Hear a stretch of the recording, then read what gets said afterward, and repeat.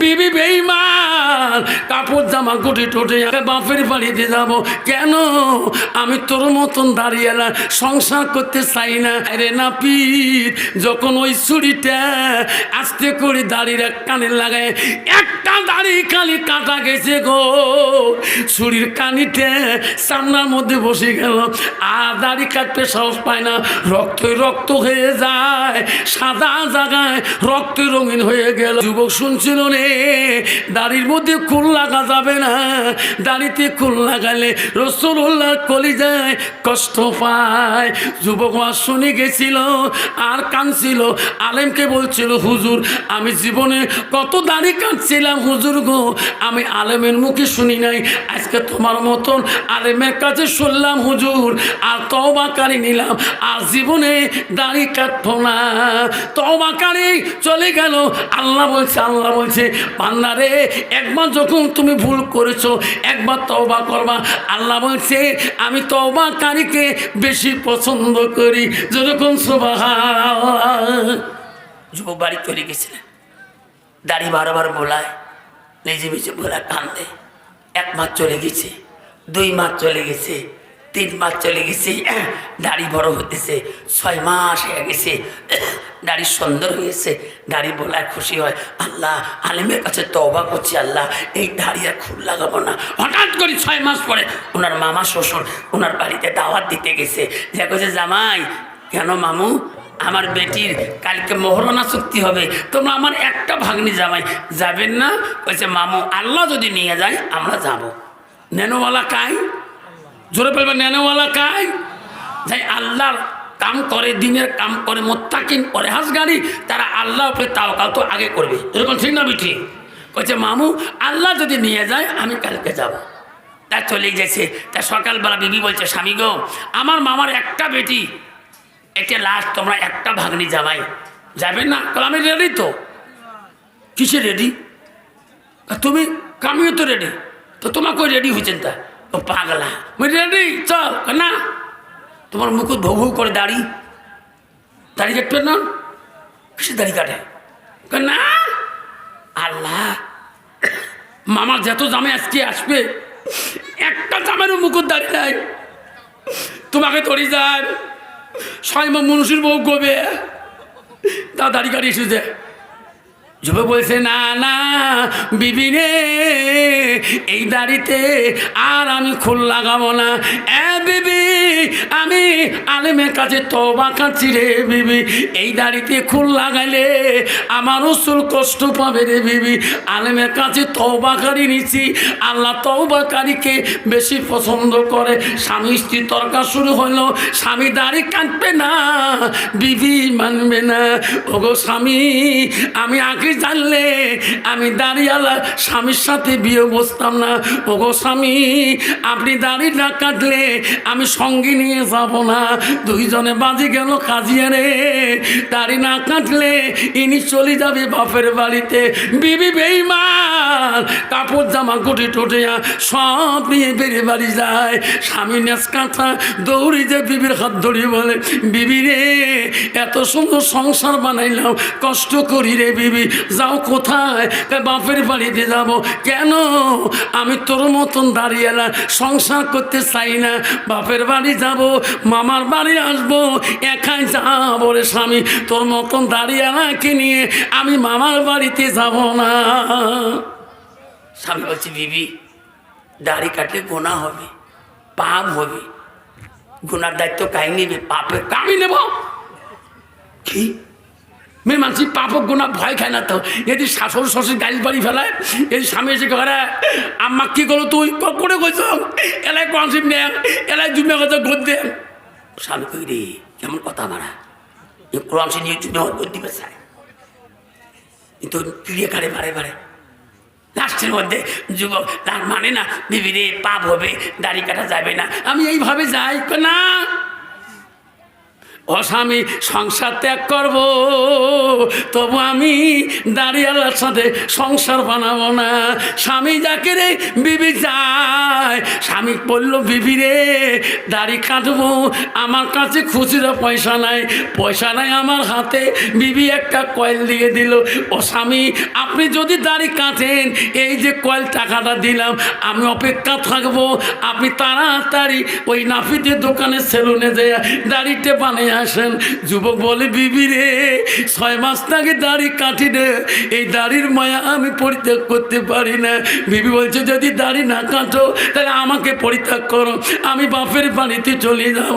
লাস্টে ওই যুবক আল্লাহর কাছে কান্দে, আল্লাহ ও মওলা রে, আমি নবীর ভালোবাসা রাখলে সোনার সংসার আমার জ্বলিয়ে যায়। আল্লাহ আল্লাহ নবীর ভালোবাসা রাখতে পারি না আল্লাহ, এখন যদি দাড়ি কাটি তো নবী গুসা হয়, আর যদি দাড়ি না কাটি বিবি চিরকালে তরে তলিয়ে যায়।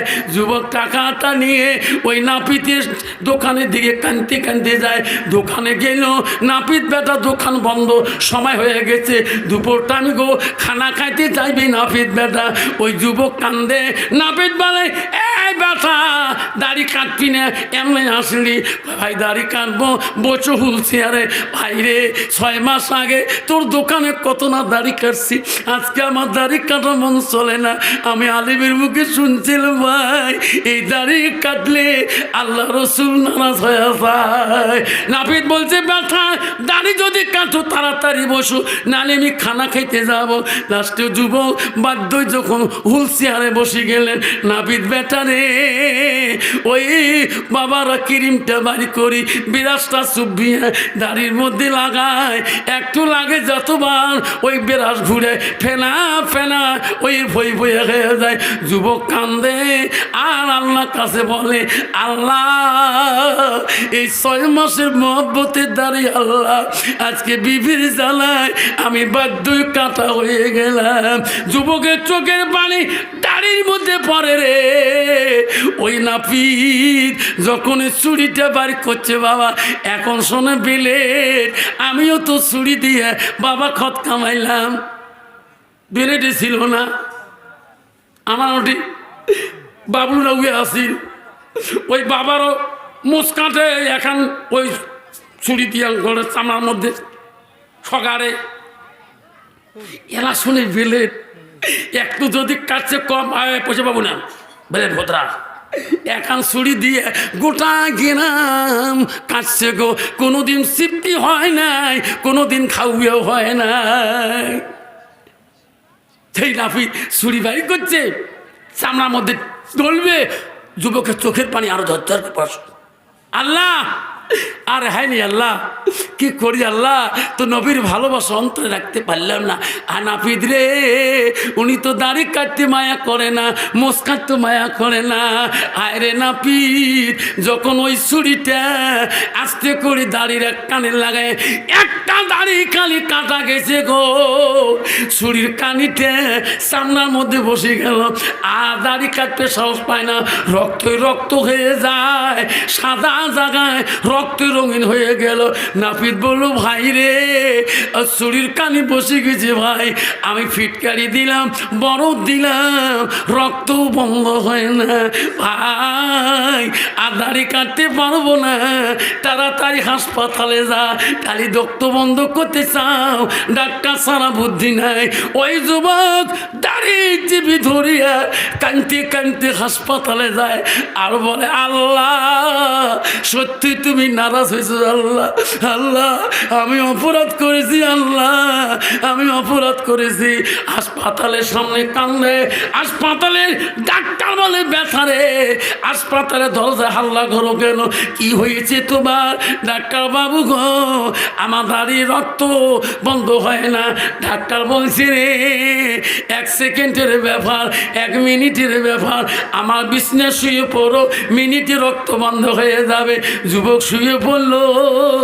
1 মিনিট হয়ে যায়, 1 সেকেন্ড হয়ে যায়, 60 সেকেন্ডে 1 মিনিট, 60 মিনিটে 1 ঘন্টা, ঘন্টা পার হয়ে যায়। ডাক্তার 1 বিন্দু রক্ত বন্ধ করতেও পারে না। নাই থাকবে।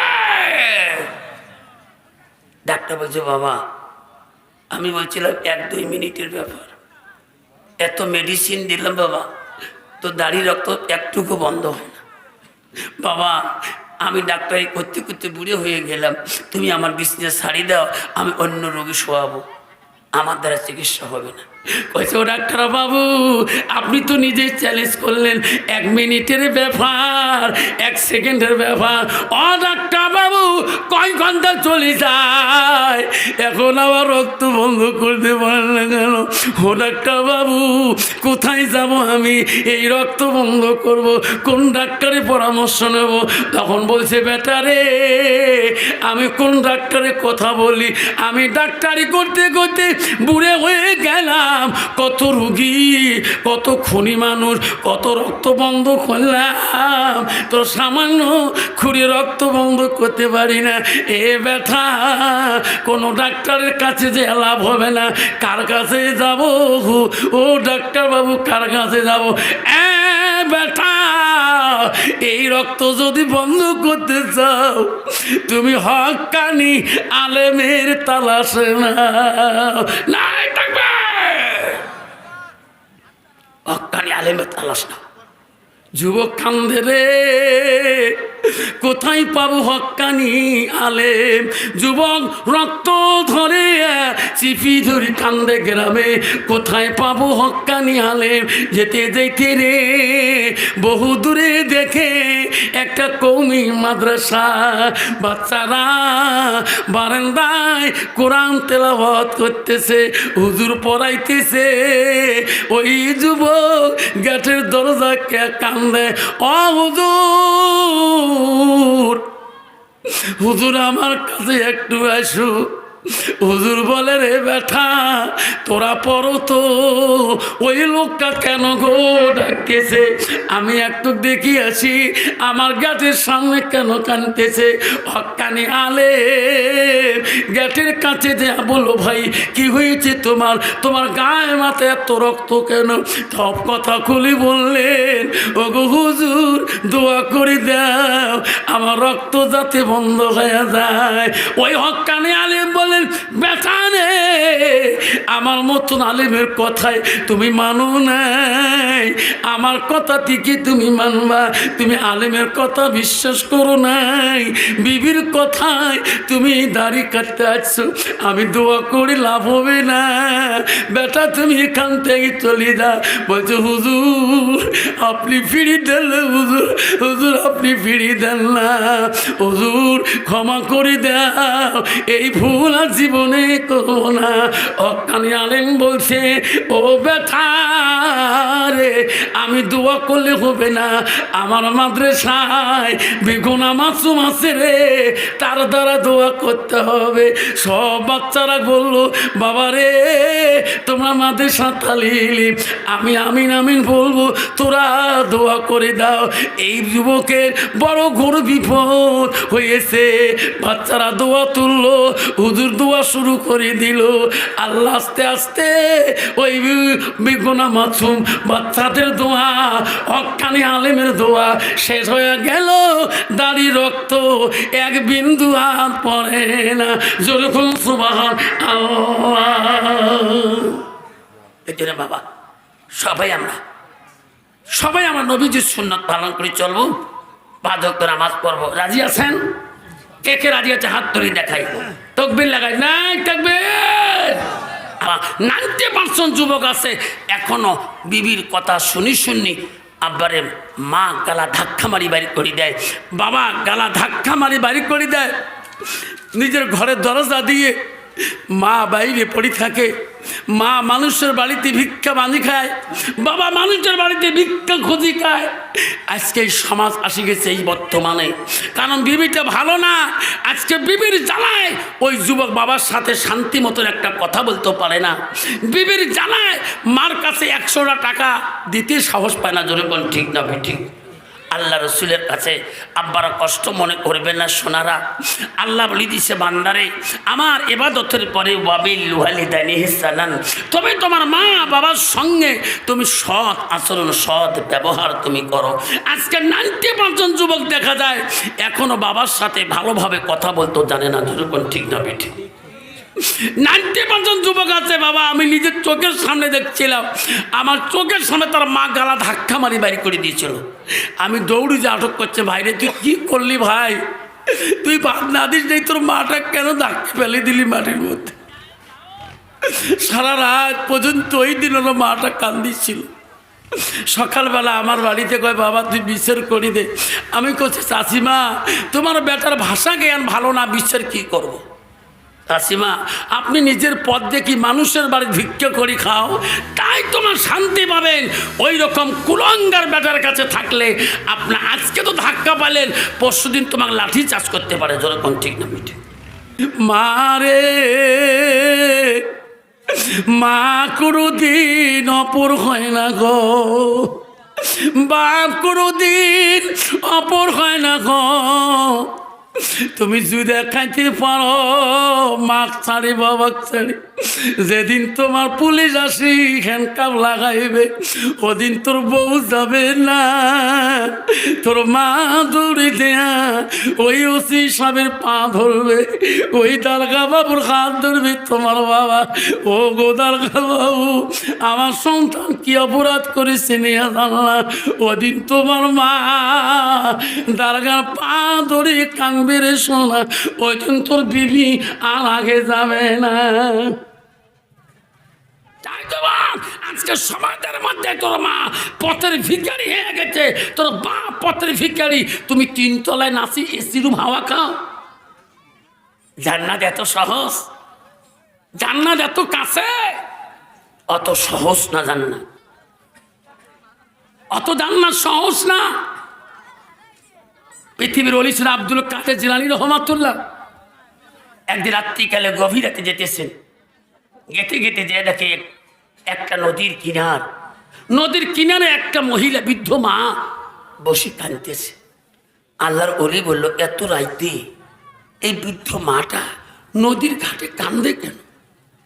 আল্লাহর ওলিকে বৃদ্ধ মা চিনতে পারে না।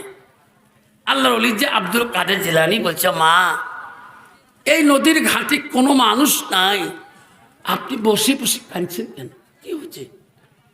পরি চিনতে পারে নাই ইনি আল্লাহর ওলি, ইনি হলো গৌসুল আজম, ইনি হলো সবলিদের ওলি, সব আউলিয়াদের আউলিয়া। বলো বাবারে আমি কেন কান্দি, তোমাক খুলি বলি লাভ হবে না, আমার দুঃখ যাবে না, তোমাক বলি লাভ হবে না। আল্লাহর ওলি বলছে মা গো তোমার দুঃখটা খুলি বলো মা, আমি দেখি পারি কিনা। কইছে রে বেটা একটা সন্তান আল্লাহ দিয়েছিল, আমার অনুগত্য ছিল, আমার কথার অমান্য কোনো দিন করে নাই। ওই সন্তানটা বড় হয়েছিল রে বেটা, আমি বিয়ে দেওয়ার জন্যে ভালো পাত্রী খুঁজেছিলাম, আমি পাত্রী পছন্দ করেছিলাম, আমি পাত্রীকে বিয়েও করার জন্যে রে বেটা আমি বউ আনতে পাঠিয়ে দিয়েছিলাম। এই বেটা বিয়ে করে যাবার দিন এই নদী দিয়ে পার হয়ে যায়, আর যখন বিয়ে করি ফিরে আসে এই নদীতে ওই দাড়ি মাঝি সহকারে নৌকা চড়িয়া যখন নদীর মাঝখানে আসছিল ঝড় তুপে রে আমার সন্তান আর বাড়ি যায় নাই, এই নদীর মাঝখানে মারা গিয়েছিল। বেটা রে আজ কতদিন মায়া যায়, আমি বাড়িতে ঘুমাইতে পারি না, চোখ বন্ধ করলে আদরের বেটাটা স্বপ্নে আমার আসিয়া যায়। আমি ওই বেটার জন্য কান্দি, আল্লাহকে বলি আল্লাহ আমার কলিজার মানিক তুমি নিয়েছো, আল্লাহ এই নদীতে আমাকেও তুমি নিয়ে নাও। বাহ কষ্ট হচ্ছে, কষ্ট হচ্ছে, দোয়া করি দেই। হ্যাঁ আল্লাহ 12টা বাজিয়ে যায়, কষ্ট হয়নি বাবা? 10 মিনিট চলবে তো? ইনশাআল্লাহ। আব্বা যশোনাত্তানরা আব্দুল কাদের জিলানী রহমাতুল্লাহ বুড়িমাকে বললেন, বাবা আমার কেস এটা। আল্লাহ মালিক আব্দুল কাদের জিলানী সঙ্গে সঙ্গে বলো, বুড়িমা আপনার দোয়া করা খাবে না, আমি দোয়া করি আব্দুল কাদের মাবুতির দরবারে আপনার সন্তান কারি নিয়েছে। আল্লাহ কেন কারি নিলেন? আব্দুল কাদের দুই হাত তুলে আল্লাহর কাছে কান্দের, বলে ও মাবুদ রে মওলা, বুড়িমার চোখের পানি আর আমি সহ্য করতে পারি না। আল্লাহ বুড়িমার আপন সম্পদ তুমি ফিরিয়ে দাও। আল্লাহ যতকাল পর্যন্ত বুড়িমার আপন সম্পদ ফিরিয়ে দিবা না, অতক্ষণ আমি আব্দুল কাদের দোয়া শেষ করব না। আল্লাহ বলেন, আব্দুল কাদের এই দোয়া কবুল করা সম্ভব না। আব্দুল কাদের রে এই দোয়া কবুল করো সম্ভব না। ওনার সন্তানকে মাটিতে ওই পানিতে পড়িয়া মাছ নদীর খেয়ে সাঁচে রে খেয়ে শেষ করে দিয়েছে। মাছের পায়খানা হয়েছিল, ওই পায়খানা ওই নদীর কাদর সাথে আছে, এটি কি ফিরি দেওয়া যায়? আব্দুল কাদের বলছে, আল্লাহ তুমি না নিজেই বলেছ, আল্লাহ যে মাটির বানাবো সেই মাটিতে রাখাবো, আবার সেই মাটি থেকে কোটি কোটি বছর হইল আমি আল্লাহ আবার পুনরুদ্ধার করব। আল্লাহ এটা তো তোর কথা, আল্লাহ এটা তো মিথ্যা নয়। আল্লাহ বুড়িমার সন্তান তো কোটি কোটি বছর হয় নাই, লাখো লাখো বছর হয় নাই। আল্লাহ তুমি যদি এত বছর কোটি বছর পরে বান্দাকে জিন্দা করতে পারো, তাহলে কয়েকদিনের মধ্যে তোর বান্দা কেন জিন্দা করতে পারো না? যেরকম সুবহান। আব্বাজান আমার শোনার জানা আব্দুল কাদের দোয়া শুরু করলেন। আব্দুল কাদের ওলি পৃথিবীর সব অলিদের অলি, সব আউলিয়াদের আউলিয়া। মা বোনেরা, আম্মারা, ওরও ভাটের গা মা বোনেরা, এখনো তোমার পেটের থেকে আল্লাহর অলি আসবে। এখনো তোমার পেটের থেকে মৌলানা আসবে, মুফতি আসবে, মুহাদ্দিস আসবে, কারি আসবে, হাফেজ আসবে, বিখ্যাত কারি আসবে, মাস্টার আসবে, ইঞ্জিনিয়ার আসবে, ডাক্তার আসবে, সব আসবে। কিন্তু তুমি তোমার হতে হবে সব, তোমার হতে আসছে না। কিন্তু মা বোনেরা, এইরকম বিপর্দায় চললে, এইরকম নিজের চেহারাকে পর পুরুষকে দেখাইলে মা তোমার পেটের থেকে আল্লাহর অলি আসবে না, ওলামাদিন আসবে না, হাফেজকারী পয়দা হবে না। সেই জন্য মা আল্লাহ তোমাদেরকে পর্দা করাটা ফরজ করে দিয়েছে। আমার পর্দা করাটা সুন্নত না, নফল না। নামাজ যেমন ফরজ, তোমাদের পর্দা করাটা আল্লাহ ফরজ করেছে। কত মা বোন আছে শোনা, এখনো ধুপড়িতে যায়, পালে মাঝে মাঝে রাস্তার মধ্যে মাথার কাপড় ফেলি দিয়ে যায়। ওই বুদ্ধি ঘোষ মনটাকে ধুপড়ি কুন্দিয়ে মাথায় বেড়ান, উনিও সাথে এদিকে মুন্সি গালা হাসাতে, এদিকে হাফেজ গুলা গালা হাসাতে বুক কোচ এর জন্য উনি বেড়া পাইনি। ওর মনটা কত আতলায়, ঠিক না বেটি? বাবারা, আমার মা বোনেরা, আমার আব্বারা, খবরদার কমপক্ষে নিজের বিবিগুলাকে পর্দায় রাখবো ইনশাল্লাহ। রাজি আছেন? পর্দা রাখবো ইনশাল্লাহ।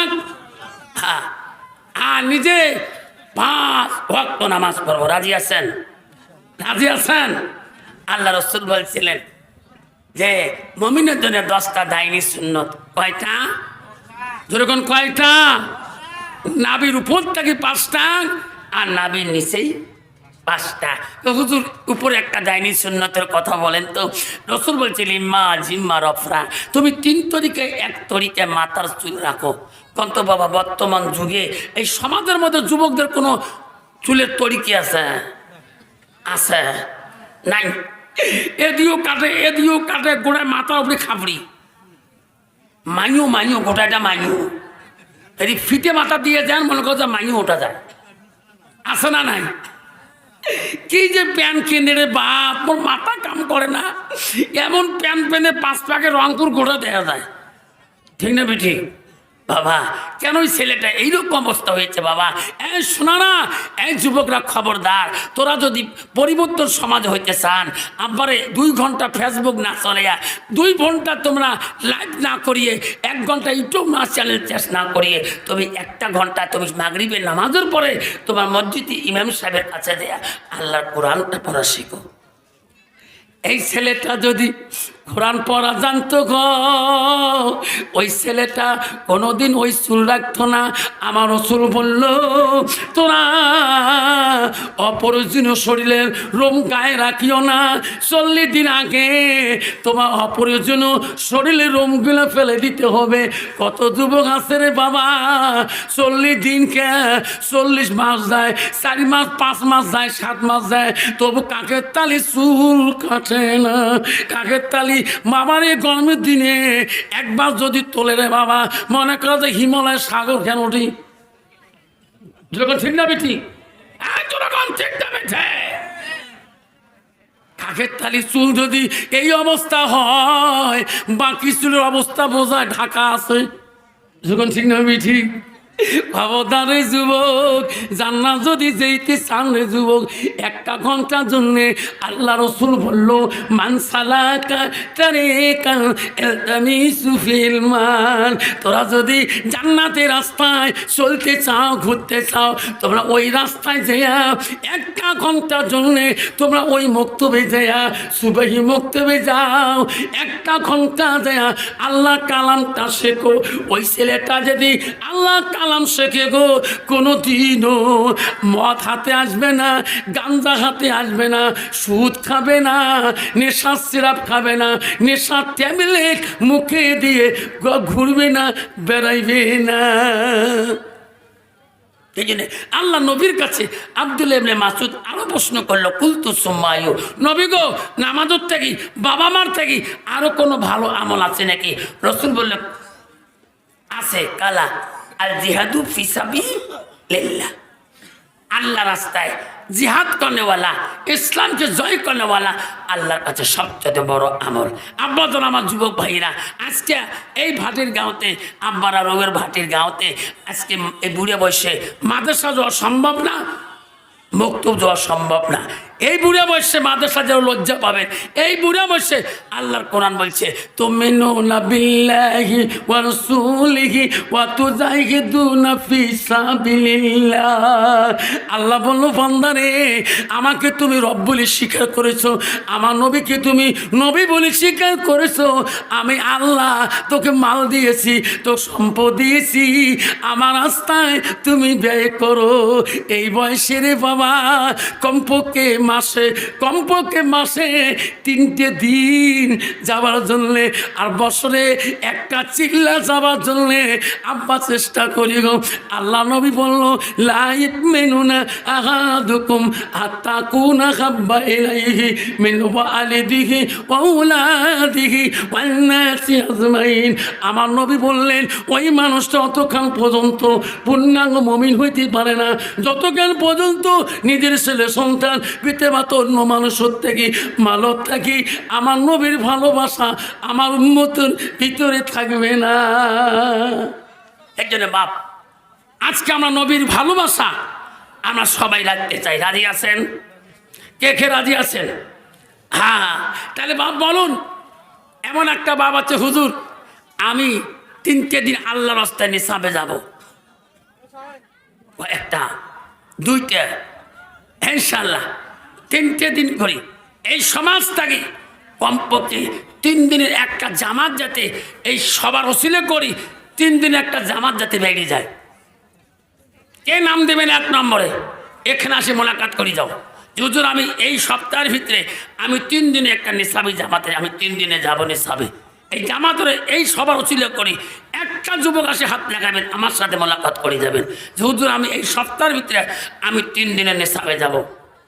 আছে কেউ? আমার সাথে মোলাকাত করবে, আসেন। 3 দিনের জন্যে আমি দোয়া করে দেবো কিছুক্ষণের মধ্যে। আসল কে আছে? 3 দিন যাবো হুজুর এই সবার ওসিলে করি, হুজুর আমি আল্লাহর হস্তে 3টা দিন কুরবানি করব। আল্লাহর মাল আল্লাহর জানকে নিয়ে আমি 3টা দিনের জন্য আমি পাক না পাকের কিছু শিখিয়ে আসবো। একটা বাবা নাম লেখাতে পারবেন? হায় শোনায়, হায় আসো, 2 জন আসলে। আল্লাহ এই বাচ্চা 2টাকে আল্লাহ তুই দিনের দায়ী বানিয়ে দাও। কি নাম বাবা? তোর নাম কি? মোহাম্মদ ফারুক। তোর নাম? হ্যাঁ, আল্লাহ মোহাম্মদ ফারুক, আল্লাহ মফিজুর রহমান। আল্লাহ এই 2 জনকে তুমি দিনের দায়ী বানিয়ে দে। আল্লাহ ছেলে 2টিকে আল্লাহ 5 ওয়াক্ত নামাজি বানিয়ে দে। আল্লাহ তোর নবীর সুন্নতে আল্লাহ 5 বানিয়ে দে।